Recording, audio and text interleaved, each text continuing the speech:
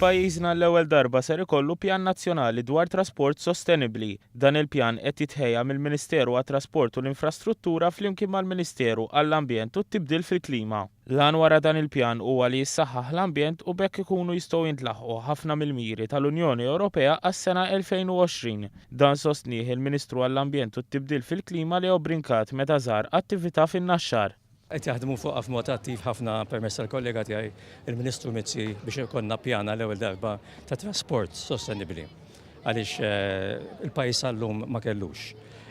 Naħseb li ċavetta ta' kollox hija anki riforma fit-trasport pubbliku li jkollna sistema ta' trasport li jkun effiċjenti, puntwali, ħalli nies jużaw inqas il-karozzi. Il-Ministru Brincat sostna li ħafna mit-traffin li huwa ġenerat f'diversi bliet urħula l-aktar dawk fin-naħa t'isfel ta' pajjiżna se jittaffa mill-qalba għal gass li se jrassir fil-ġenerazzjoni tal-enerġija.